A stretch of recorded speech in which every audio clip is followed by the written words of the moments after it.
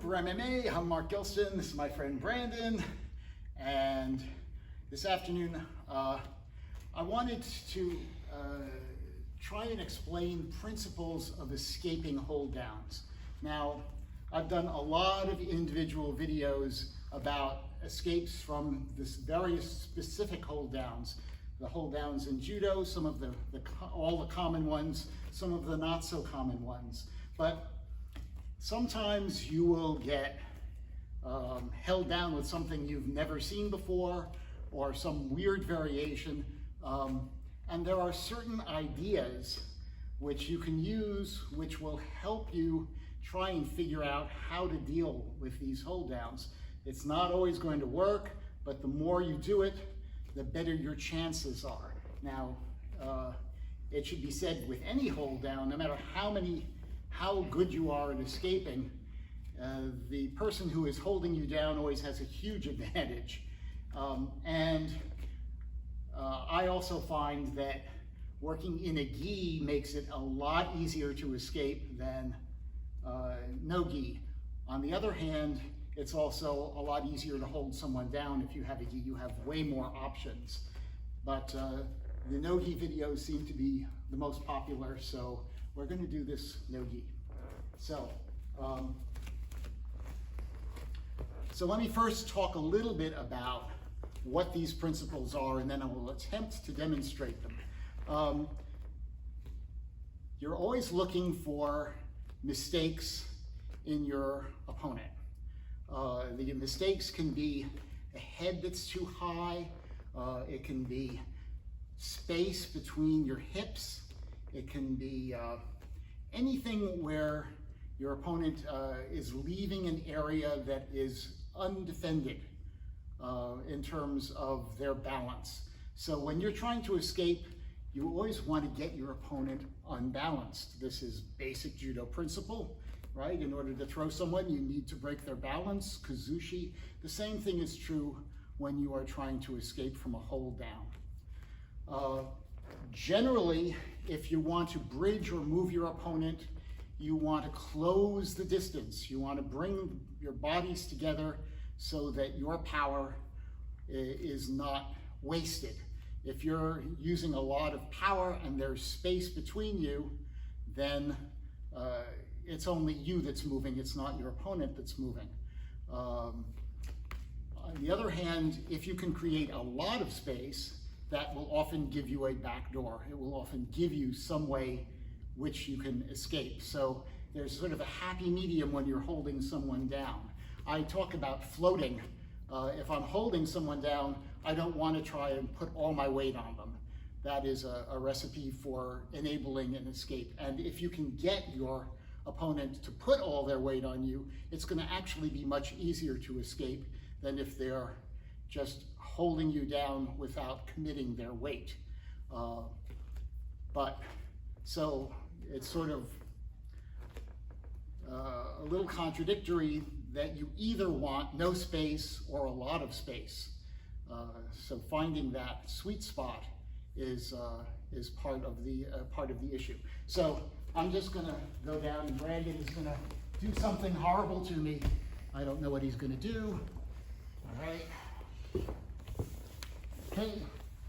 So this would be in Judo Munigatami, the chest hold. In this particular case, I have an advantage in that it's not a new hold to me, so I have some basic ideas of what to do. So the first thing I'm thinking is, where is he? Does he have all the areas covered? Obviously, I can't go that way because his knee is here. He's got his other knee in my hip, so that's going to make it hard to go to that corner. This elbow is protecting him that way. This elbow is protecting him that way. So I've got a problem. He's got all the four basic corners covered. Going in that direction is impossible. So my feeling is I probably want to go towards his head because that's the one area that is relatively free. Now, if I do that directly, he's either going to post with his head or his arms, and nothing's going to happen. So I have to create an opportunity. All right? This arm is tied up, the shoulder's locked out, but my hips are free, and this arm is relatively free. So, clamp, I'm going to bring my hips in towards him. I'm going to try and make it a little harder for him to post. And now, I have managed to escape.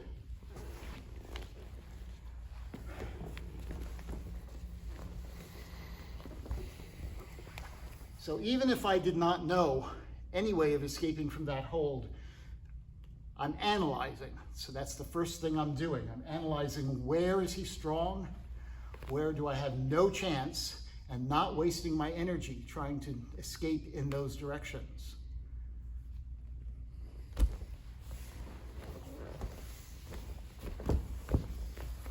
Okay, this is a non-standard hold. It's probably one of the most difficult to escape from. Once again, you have to sort of think about where is he weak, where is he strong. Now, Brandon is extremely good at not putting all of his weight on me, so I can't hug him and try and use that. Ideally, I'd like to bring him in close. So now I am creating that bond. I'm pulling him in with me. And that's going to be important, but I'm not going to start out there. Again, this knee is blocking that direction.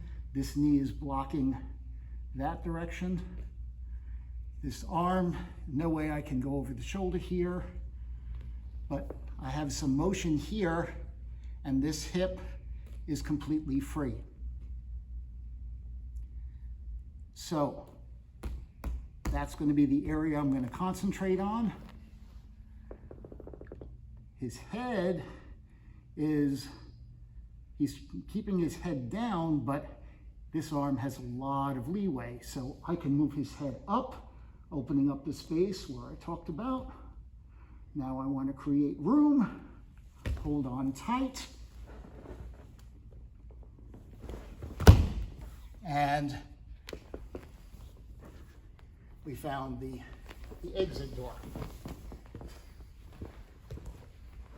Right? I think just different examples are probably the most instructional here. Right. Yeah, I think that's. So you can hopefully follow through my thought process as I figured out. And you'll notice at the very end, it's still a struggle, right? And of course, he is going to be moving to block my escapes. So you start your escape, your opponent reacts. Now you have to create some other escape. All right. So once again, the top, real problems up here. This time, this arm is trapped a little more efficiently than the last time. This arm is totally useless. And what really is problematic is he's got some leverage so that I can't get my head down. I want my head down in a position like this. But again, my hips are completely free. Here, he's got a knee blocking, but maybe there's a possibility here. Here, there's definitely room. So I have to be, once again, thinking below rather than above. I want to get a reaction. I want him to free me up a little bit.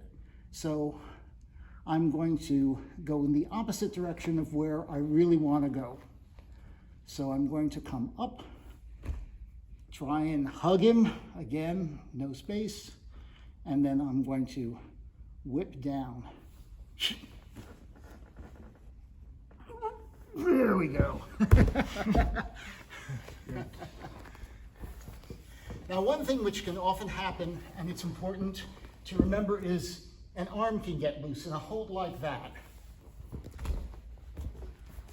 where he's got everything up when he is trying to stop me, right? So I came up here and started going there. Notice what happened to this arm. He had to readjust it. He's posting and blocking with that arm. If I can get this push, that's always going to get me free. So I'm always looking for the opportunity to push an arm down the body in these kinds of holds, particularly from side. That's extremely effective. All right, let's try some kind of either a straddle or north-south thing.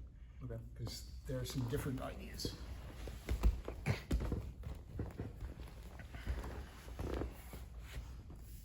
So these mounts can be particularly troublesome. Here, he's locking my chin up, and I know he's going to try and wheel choke me, Ezekiel.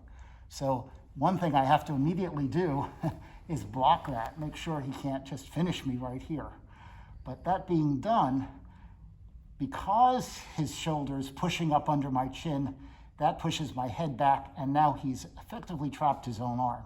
So I'm now thinking that direction.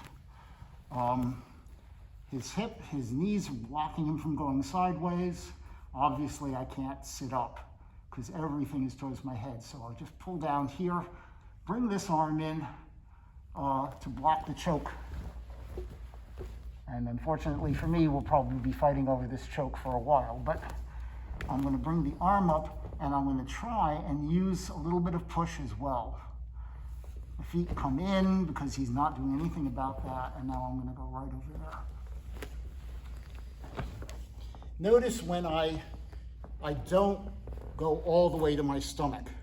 I want to stop and put all my weight on his leg, and now he's stuck, right? If I just go all the way to my stomach, I'm in guard, he can continue to attack me. But here, I've isolated his leg, and now he can't do anything except try and get away, right? Yeah. So I would move from here, continuing the weight on the leg, move around into my own hold down.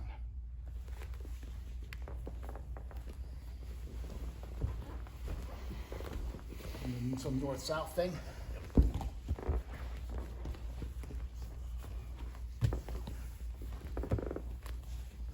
So here he's deliberately trying to smash my face with his hip because he knows that's super obnoxious, and I'm going to take advantage of that. By doing that, he is pushing into me. When he pushes into me, that actually will help me out. So hug. This does two things. For one thing, it actually, ironically, it relieves the pressure on my face because now he can't arch into it. When I'm pulling him in, he can't push his stomach forward or push his hips forward. So I've actually relieved some of the pressure. It also is going to help me. Obviously, there's nothing there, nothing there. I'm just going to go sideways. I want to build up some momentum. No pressure on my face at all. Great. And over we go. So what feels like a particularly obnoxious stronghold is actually one of the weaker ones. All right, so sometimes your opponent will do something which is totally off the wall and yet surprisingly effective. This is actually one of my favorite holds because nobody knows how to deal with it. Push with the elbow into my, yes. It locks up the shoulder, it threatens arm bars,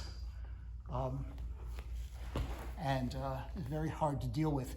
Now, in this kind of situation, it's like, okay, what's going on? I happen to know that he's making a fairly serious mistake here, and I'm going to take advantage of it. But if it's a new hold for him, he may, something that he's created, he may not even be aware of it. So what feels wrong? I can't roll this way. I can't sit up. All the weight is on my shoulder. My arm is completely isolated, but his head is high, all right? He has a high head, very, very much exposed. So what I'm going to try and do is turn into him, come underneath, and escape that way. So let's protect your head. Okay, even worse, can't do it. All All right. Bring your feet all the way up to my shoulder. Higher, higher. Flatten the other foot. There we go. Good. Okay. This is how I use the hold. It's almost a shoulder lock. All right. Once again, I have to deal with which directions can I go in. And it's got to be down. I can't go up because his feet are blocking me. He's got that foot in front. I can't catch him and I can't turn into him. That's a big, big problem. I need to create space in this kind of situation. I said, one of the things to do is the more space you can create, then you have an opportunity. So he's pulling in tight, but grabbing him around the waist is useless. I must create space. Can't do it slowly either. If I start just to move around to create that space, he just follows me or puts more pressure on my shoulder. All right, don't lean back like that. Keep it down, yeah, there. Now it's useless. So I have to come in. All right, I must swing out and immediately get that momentum. All right. So hopefully this gives you an insight into the thought process I would go through to get out of pretty much any hold. You have to be thinking about it. It's a chess game, but if you can start thinking in this way, looking for those weaknesses, looking for where there's no posting,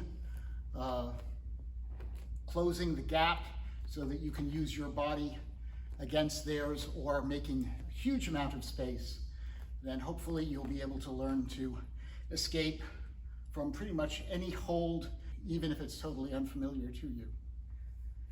All right, if you've enjoyed the video, please click like, subscribe to our channel, Seryoku Zenyo, meaning maximum efficiency. If you click on the bell, you can get the videos as soon as they are posted. Thank you, Brandon.